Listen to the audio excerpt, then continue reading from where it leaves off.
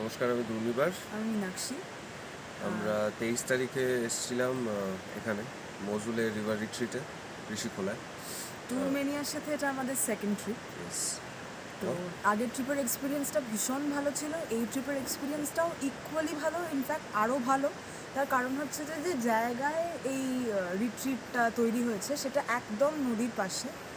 It's a beautiful landscape, খুব সুন্দর scenery, আর তার সাথে খাওয়া দাওয়া যখন যেরকম চেয়েছি, মানে সারাদিনে 100 বার চা থেকে শুরু করে মাছ, আমরা মাছ খেতে খুব ভালোবাসি, সো মাছ, মাংস, ডিম, এভরিথিং আমরা মানে টেস্টি, ইট ওয়াজ অ্যামেজিং। আর এরকম ডিফিকাল্ট একটা জায়গাতে যেভাবে এই পুরো জিনিসটা হচ্ছে, মানে হ্যাটস অফ।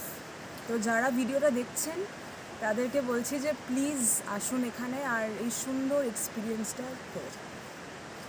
আমার শুধু একটাই জিনিস বলার, যারা শহরের মধ্যে প্রচণ্ড আওয়াজ টাওয়াজের মধ্যে থাকতে আর ভাল লাগছে না, তারা বাগডোগরা আসুন। বাগডোগরা আসার পরে ট্যুরম্যানিয়ার সাথে যোগাযোগ করুন, মানে কলকাতা থেকে বা যেখান থেকে আপনারা আসবেন ট্যুরম্যানিয়ার সাথে যোগাযোগ করুন।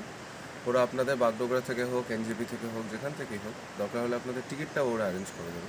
দে have a fantastic service, their hospitality is amazing. এবং সব থেকে বড় কথা, এই জায়গাটার বৈশিষ্ট্য কি সেটা আমি 1 মিনিট চুপ করে থাকলেই বুঝতে পারবো, শুনে নিন।